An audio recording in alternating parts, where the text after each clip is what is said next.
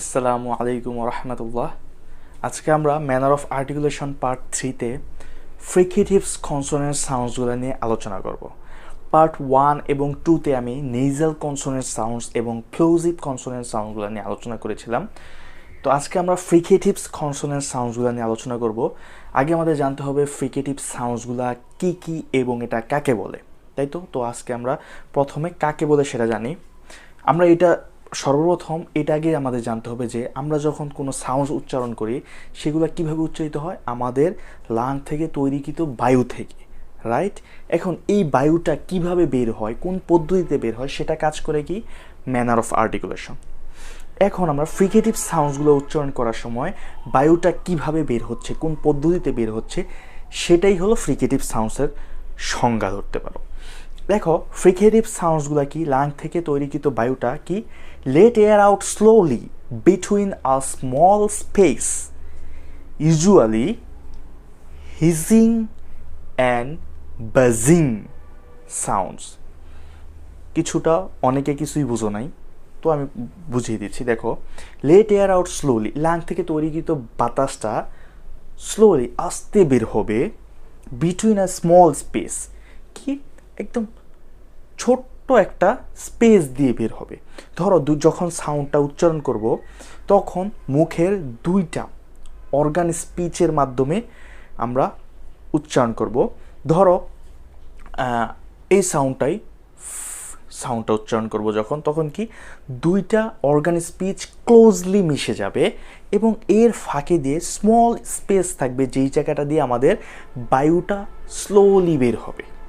এবং hissing and বাজিং, এই দুই রকমের সাউন্ড উচ্চারণ হবে। হিসিং সাউন্ডটা কি এরকম, আর ভাজিং কি ভয়েসড সাউন্ড। হিসিংটা হলো ভয়েসলেস, ভাজিংটা হলো ভয়েসড সাউন্ড। দেখো ভাজিংটা কিভাবে বের হবে, ভোকাল কোডটা কাঁপবে, আর হিসিং সাউন্ডটা ভোকাল কোড কাঁপবে না, নর্মালি বের হবে, ওইগুলোতে আমরা ভয়েসলেস বলি। তো আশা করি ফ্রিকেটিভ সাউন্ডস কাকে বলে সেটা বুঝতে পারছো। সেটা কি, যে আমরা উচ্চারণ করার সময় আমাদের মুখের দুইটা প্লেস একসাথে মিলিত হবে, ক্লোজলি মিলিত হবে, সম্পূর্ণ না, স্মল স্পেস থাকবে যেটা দিয়ে বায়ুটা আস্তে বের হবে, তাই তো। এখন যখন বের হবে তখন কিভাবে সাউন্ডটা উচ্চারিত হবে, হিসিং অথবা বাজিং, এই দুইভাবে উচ্চারণ হবে। হিসিং সাউন্ডটা আমরা ভয়েসলেস সাউন্ড বলি, বাজিং সাউন্ডটা আমরা ভয়েসড সাউন্ড বলি। মানে হিসিং সাউন্ডটা যখন করব ভোকাল কোডটা কাঁপবে না, আর বাজিং সাউন্ডগুলো যখন করব তখন ভোকাল কোডটা কাঁপবে। দেখো ফ্রিকেটিভ সাউন্ডসগুলো হলো মোট 9টি। কয়টি? 9টি। তো সর্বপ্রথম আমি প্রত্যেকটা সাউন্ডসের প্রোনাউন্সটা করতেছি এবং পরে আমি প্রতিটা ব্যাখ্যা করে বুঝিয়ে দিচ্ছি। দেখো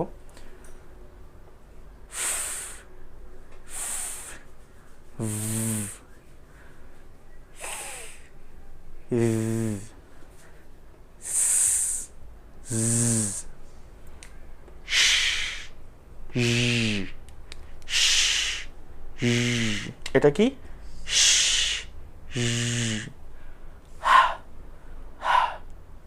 এই হলো মোট 9টা সাউন্ড।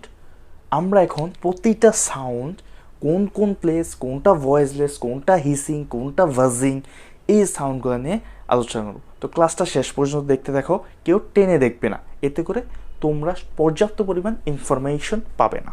দেখো আমি এখন প্রতিটা সাউন্ডস, যেই 9টা ফ্রিকেটিভ সাউন্ডসগুলো আছে ওই 9টার প্রত্যেকটা কোন প্লেস অফ আর্টিকুলেশনে পড়েছে এবং কিভাবে উচ্চারণ হচ্ছে এবং কিছু উদাহরণ এবং এটা ভয়েসলেস না ভয়েসড এইগুলা সহ দেখিয়ে দিচ্ছি। দেখো আমি দুইটা দুইটা করে নেই, যদি এই দুইটা করি, এই দুইটা যদি করি, এই দুইটা, ঠিক আছে। প্রতিটা পার্ট যখন নেব আমরা, দেখো প্রথমে কি আছে,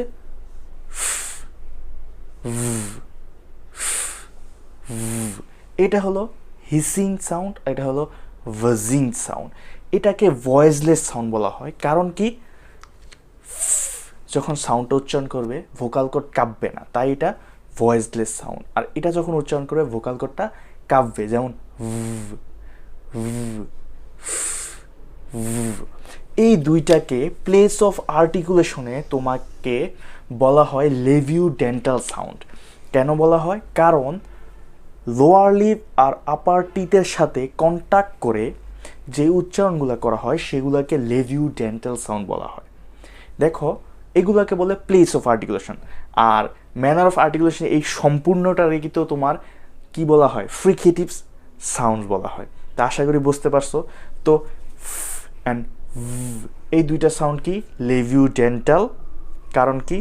লোয়ার লিপ আর আপার টিথগুলোর সাহায্যে উচ্চারণ হয়, এবং সাউন্ডটা ভয়েসলেস সাউন্ড, অ্যান্ড সাউন্ডটা হলো ভয়েসড সাউন্ড। একটা করে যদি উদাহরণ দাও, দেখো ফ্রিকেটিভ, ফ্রিকেটিভ প্রথমটাই কিন্তু আমরা উদাহরণ পেয়ে যাই। তারপরটা কি? Vary, vary. আশা করি এই দুইটা নিয়ে আর সমস্যা নেই। পরেরগুলো আসি।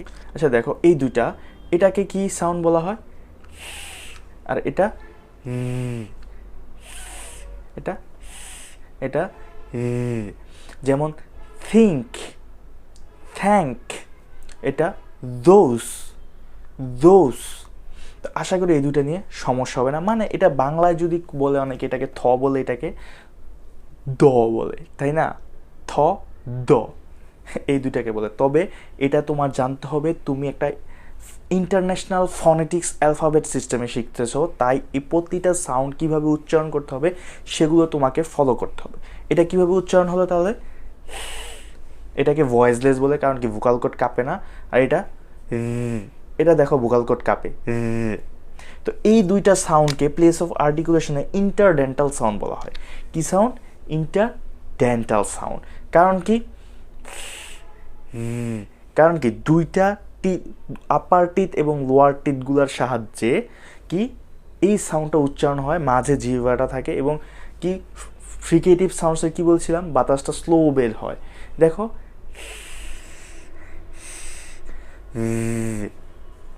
আশা করি যখন প্র্যাকটিস করবা তখন হয়ে যাবে। এটাকে প্লেস অফ আর্টিকুলেশনে ইন্টারডেন্টাল সাউন্ড বলা হয়। সাউন্ডটা ভয়েসলেস, সাউন্ডটা ভয়েসড। এটার উদাহরণ কি?